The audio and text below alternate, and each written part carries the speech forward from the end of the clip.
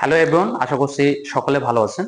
আমি আপনাদের সাথে কিছু রিসার্চ শেয়ার করতে যাচ্ছি, যে রিসার্চ গুলো জানলে আপনারা বুঝতে পারবেন কেন বাংলাদেশের অধিকাংশ স্টুডেন্টস অনেক বছর পড়াশোনা করার পরেও ইংলিশে দুলান বানিয়ে বলতে পারে না, শুনে বোঝে না। আবার যখন কোনো কিছু পড়তে যায় ইংলিশে, সেটা ইংলিশ বই পড়া হোক অথবা নিউজ পেপার পড়া হোক, তারা আসলে কোনো কিছু বোঝে না। আবার যখন কোনো কিছু বানিয়ে লিখতে যায় তাদের পরীক্ষার খাতায় বা নিজের নিজের কথাগুলো যখন তারা মানে নিজের মতো বানিয়ে লিখতে চায়, তখন কিন্তু তারা পারে না। এই জন্য তারা মুখস্থ করে।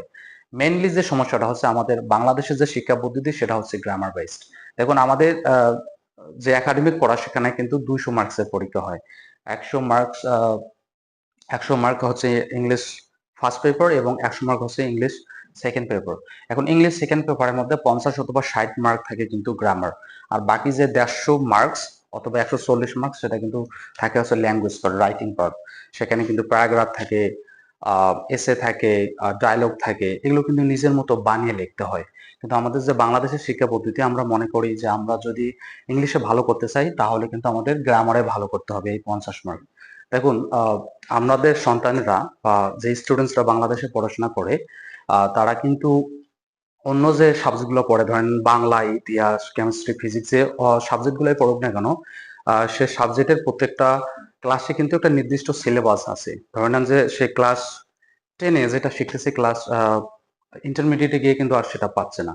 আবার যেটা 8-এ শিখতেছে, ক্লাস 9-এ কিন্তু সেটা পাচ্ছে না, আলাদা আলাদা।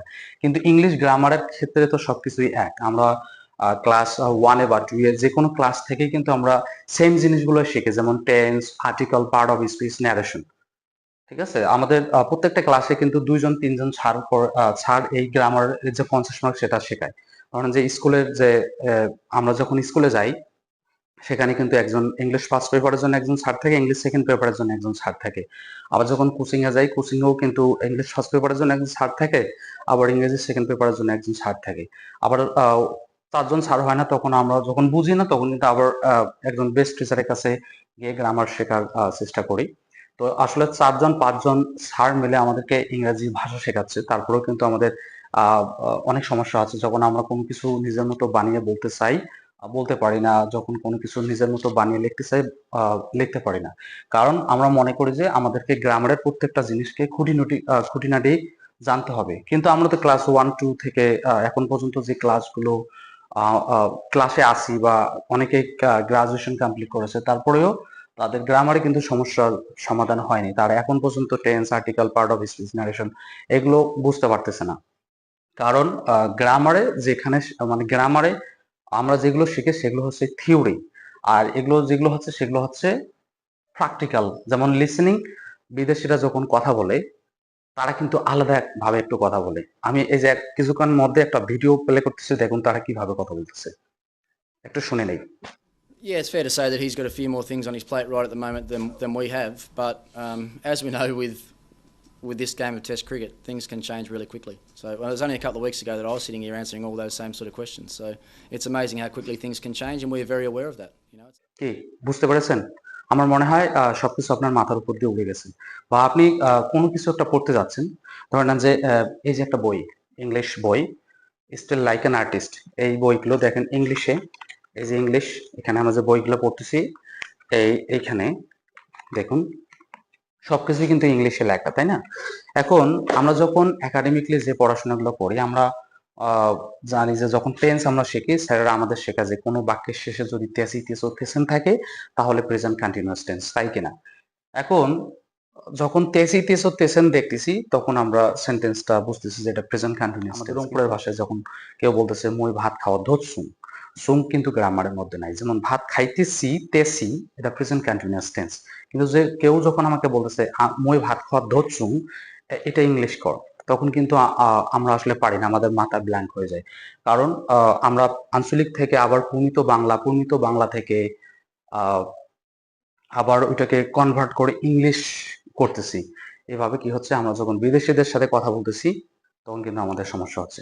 আবার আপনারা একটু লিসেনিংটা শুনুন, তাহলে বুঝতে পারবেন। Got a few more things on his plate right at the moment than we have. But as we know, with this game of Test cricket, things can change really quickly. So well, it was only a couple of weeks. আচ্ছা, আপনারা কি কিছু কিছু বুঝতে পেরেছেন?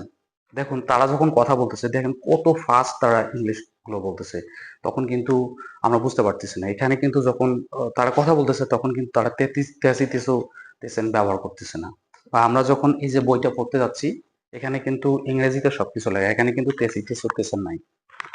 দেখুন এখানে কিন্তু তেসি তেসো তেসেন নাই, যার ফলে আমরা যখন একটা ইংরেজি বই পড়তে যাচ্ছি, আমাদের কি সমস্যা হয়? আমাদের মাথার উপর দিয়ে সবকিছু উড়ে যায়। কারণ আমরা আমাদের একাডেমিক যে পড়াশোনা সেটা হচ্ছে থিওরি, যে কোনো বাক্যের শেষে যদি তেসি তেসো তেসেন থাকে প্রেজেন্ট কন্টিনিউয়াস টেন্স, এইভাবে আমরা বছরের পর বছর সেম জিনিসকে ক্লাস 1 থেকে আহ, কেউ হয়তো বা 2 থেকে এই সেই সেম জিনিসগুলো শিখে, tense, article, part of speech, narration, তিনজন চারজন স্যার মিলে আমাদের এই 50 মার্কের জন্য আমাকে মানে কাজ করতেছে।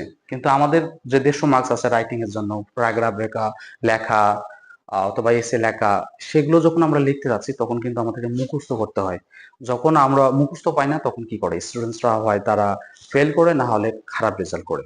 যদি মুখস্থ করে তাহলে ভালো রেজাল্ট করে। কিন্তু এইভাবে মুখস্থ করে যখন তারা আসলে ভার্সিটিতে যায়, রিয়েলি সব বই তাদেরকে ইংলিশে পড়তে হয়, বা ইংলিশে টিচাররা লেকচার দিচ্ছে ইংলিশে, বা প্রফেসররা লেকচার দিচ্ছে ইংলিশে, তখন কিন্তু তাদের বুঝতে সমস্যা হচ্ছে, আবার কোনো বই পড়তে গিয়ে সমস্যায় পড়তেছে। তা আসলে আমাদের মূলত যে বিষয়টা হচ্ছে, আমাদেরকে গ্রামার শিখতে হবে, কিন্তু গ্রামারের সেন্স দরকার, টেন্স না, সেন্স। সেন্স নিয়ে আমাদেরকে এই ল্যাঙ্গুয়েজ পার্টে মুভ করতে হবে, যে আমি কোনো কিছু শুনে বুঝি কিনা, স্পিকিং করতে পারি কিনা, রিডিং করতে পারি কিনা, আবার রাইটিং করতে পারি কিনা। কিন্তু আমাদের যে বাংলাদেশের শিক্ষা পদ্ধতি, আমরা মনে করি যে গ্রামারে হচ্ছে মূল বিষয়। এই জন্য বছরের পর বছর সেম জিনিসকে আমরা পড়ে যাচ্ছি। যখন স্যাররা আমাদেরকে আহ, মানে আমাদেরকে একটা ইংলিশ পড়া দেয়, যেমন যে রিডিং, তখন আমরা বুঝি না, আমাদের মাথার উপর দিয়ে সবকিছু উড়ে যায়। তো আমাদের মূলত যেটা বিষয় আমাদেরকে শিখতে হবে, আহ, ভাষা। এটা হচ্ছে ভাষার পার্ট, এটা হচ্ছে গ্রামার। একটা ভাষার 4টা অংশ থাকে: লিসেনিং, স্পিকিং, রিডিং, রাইটিং। তো আপনার সন্তান যদি লিসেনিং করে বুঝতে পারে, স্পিকিং করতে পারে নিজের মতো বানিয়ে, যদি কোনো সবকিছু পড়ে বুঝতে পারে, রাইটিং যদি নিজের মতো বানিয়ে লিখতে পারে, মানে করতে পারে আর কি, তখন কিন্তু গ্রামারের অত আমাদের ভ্যাসকোস জানার দরকার নেই। কিন্তু আমাদের বাংলাদেশের যে শিক্ষা পদ্ধতি, আমরা মনে করি যে গ্রামারই হচ্ছে সবকিছু। তো আপনারা যদি চান যে আপনার সন্তানকে ইংলিশে দক্ষ বানাবেন, যেখানে হোক, দুলাল ইংলিশ কেয়ারে ভর্তি করিয়ে দেওয়ার দরকার নেই। দুলাল ইংলিশ কেয়ার কিন্তু স্পোকেন ইংলিশ শেখাচ্ছে। আপনার সন্তানকে দুলাল ইংলিশ কেয়ারে দেওয়ার দরকার নেই।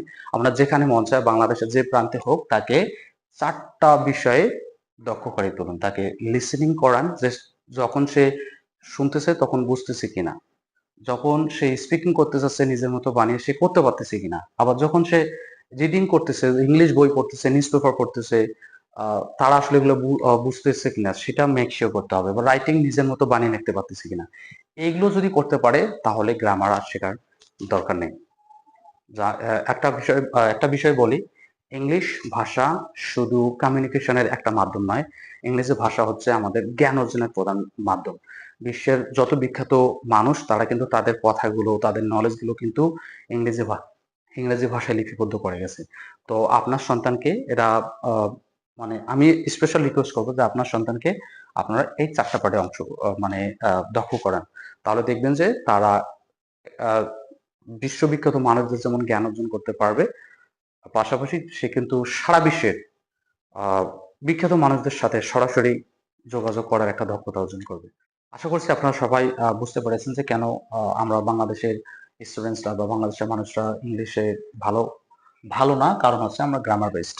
সো আপনার সন্তানকে গ্রামারে বেশি ফোকাস না দিয়ে, যখন লিসনিং, স্পিকিং, রিডিং এবং রাইটিং ভালো করে দক্ষ করবেন, তখন কিন্তু গ্রামার সে অটোমেট ভালো করবে।